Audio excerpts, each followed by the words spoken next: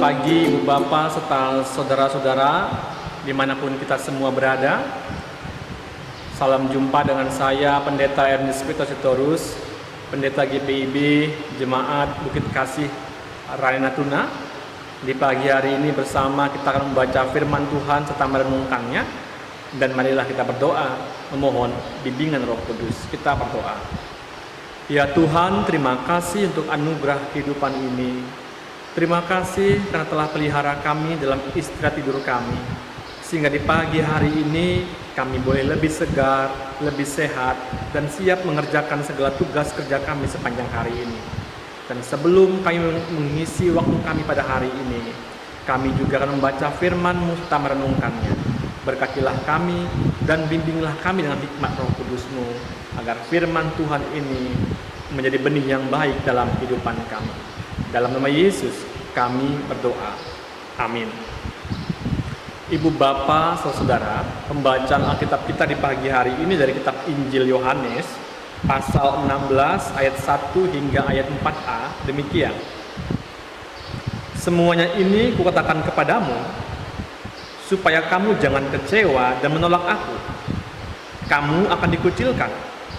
Bahkan akan datang saatnya bahwa setiap orang yang bunuh kamu akan menyangka bahwa ia berbuat bakti bagi Allah.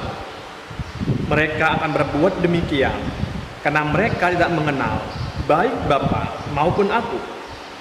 Tetapi semuanya ini kukatakan kepadamu supaya apabila datang saatnya kamu ingat bahwa aku telah mengatakannya kepadamu. Demikianlah firman Tuhan. Yang berbahagia adalah kita yang telah membacanya, merenungkannya, serta melakukannya. Terpujilah Kristus. Ibu bapak dan saudara mungkin pernah mendengar orang bercerita dengan begitu kecewa, dengan begitu emosi, karena dia merasa sudah dibohongi. Dia tidak mendapatkan apa yang pertama kali ia dengar ketika hal itu ditawarkan pada dirinya. Apakah sebuah barang, sebuah pekerjaan, atau sebuah bisnis. Rasa kecewa yang besar itu bukan saja karena ia tidak mendapatkan apa yang ia dengar ketika hal itu pertama kali ditawarkan kepada dirinya. Rasa kecewa yang besar itu karena dia merasa hubungan itu dimulai dengan ketidakjujuran. Hubungan itu dimulai dengan ketidakterbukaan. Sebab ketika pertama kali hal itu ditawarkan kepada dirinya, semua yang ia dengar adalah baik. Ia akan menerima untung yang besar. Ia akan mendapatkan barang yang bagus. Ia akan bisa mengembangkan diri dengan baik. Dan sama sekali ia tidak mendengar akan adanya resiko yang akan ia terima. Tuhan Yesus pada Injil Yohanes pasal 14 dan 15 menyampaikan hal-hal istimewa, hal-hal indah yang akan diterima oleh orang yang percaya atau mengikutnya. Tuhan mengatakan, orang yang mengikutnya akan tinggal dalam kemuliaan di rumah Sang Bapa. Tuhan juga mengatakan bahwa orang yang mengikutnya akan dianugerahkan penolong, yakni roh kebenaran, roh penghibur. Tuhan juga mengatakan, akulah pokok anggur yang benar. Setiap orang yang tinggal bersamanya akan menghasilkan buah kehidupan. Bagaimana orang yang mengikut dan percaya kepada Tuhan Yesus akan menerima kemuliaan, akan menerima pertolongan dan penghiburan, dan akan menghasilkan buah-buah kehidupan yang membuat dirinya menjadi bermakna dalam kehidupan ini. Itulah janji-janji Tuhan yang ditawarkan kepada orang yang mau mengikut dan percaya kepadanya. Dan dalam bacaan tadi kita menemukan bagaimana kemudian Tuhan memperingatkan orang-orang yang percaya dan mengikutnya bahwa orang-orang yang percaya dan mengikutnya akan mengalami sebuah keadaan di mana mereka akan dikucilkan, ditolak dan dibenci, di mana mereka akan menghadapi sebuah waktu orang-orang begitu senang menganiaya mereka, orang-orang merasa begitu bangga bisa membinasakan mereka karena mereka menganggap apa yang mereka lakukan sedang memuliakan Tuhan. Mereka menganggap mereka sedang mengerjakan yang baik di mata Tuhan. Kemudian Tuhan mengatakan bahwa semuanya ini dikatakan Tuhan dari awal agar kita tidak menjadi kecewa dan akhirnya menolak Tuhan. Tuhan memberitahukan secara terbuka apa yang akan diterima dan apa yang akan dialami oleh orang yang mengikutnya. Dan pada bagian ini pun Tuhan mengatakan dari awal kepada kita akan makna salib kepada orang yang mengikut Tuhan Yesus. Salib secara vertikal adalah kemuliaan, dan salib secara vertikal adalah penyangkalan diri. Dengan mengetahui semua ini dari awal, Tuhan mau agar kita mempersiapkan diri, mempersiapkan iman kita, mempersiapkan iman keluarga kita, mempersiapkan diri kita bagaimana menghadapi ketidakramahan, mempersiapkan diri kita bagaimana menghadapi kebencian, mempersiapkan diri kita bagaimana menghadapi penolakan. Tuhan juga mengingatkan kita ketika kita mengalami semuanya itu, persoalan bukan ada pada iman kita, sehingga keliru kemudian kita menjadi kecewa dan meninggalkan iman kita karena kita merasa itulah solusi untuk melepaskan diri dari kesulitan, dari kebencian yang merongrong kehidupan kita. Tuhan mengatakan dan mengingatkan kita sekalian, persoalan bukan pada iman kita, persoalan ada pada diri mereka yang belum mengenal Allah. Karena itu, meninggalkan iman jelas bukan jawaban atas penolakan dan kebencian yang kita alami.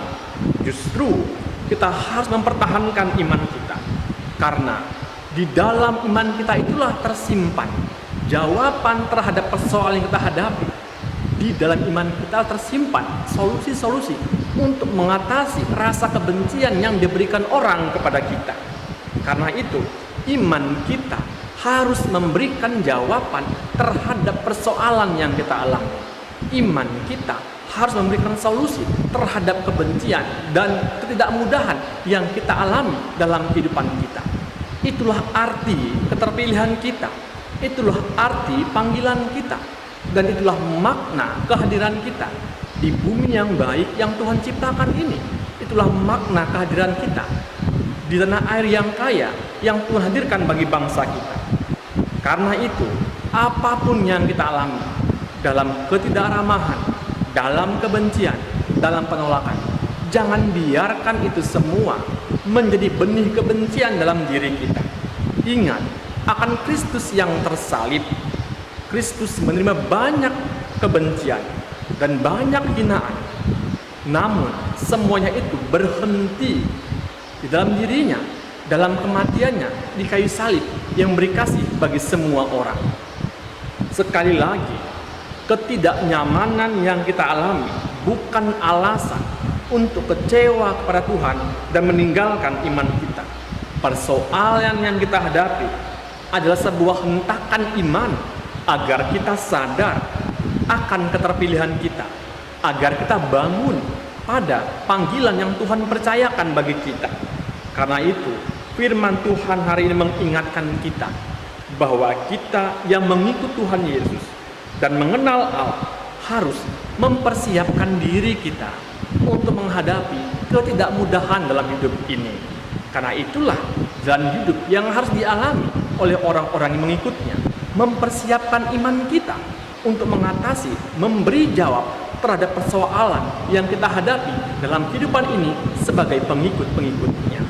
Dan kiranya ini semuanya boleh menguatkan iman kita di pagi hari ini, sebab itulah makna Tuhan memilih kita dan Tuhan mengutus kita.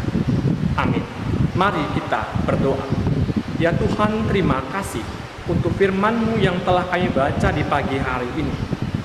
Kiranya Tuhan menolong kami, menguatkan kami untuk menjadi pengikut-Mu yang setia.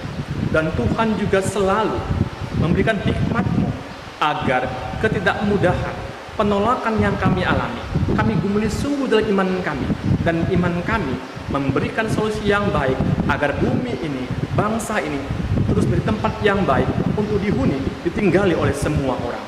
Tuhan, berkatilah pekerjaan kami sepanjang hari ini, berkati rumah tangga kami, berkati pasangan kami, agar kami sehat dan berumur panjang dari anugerah Tuhan.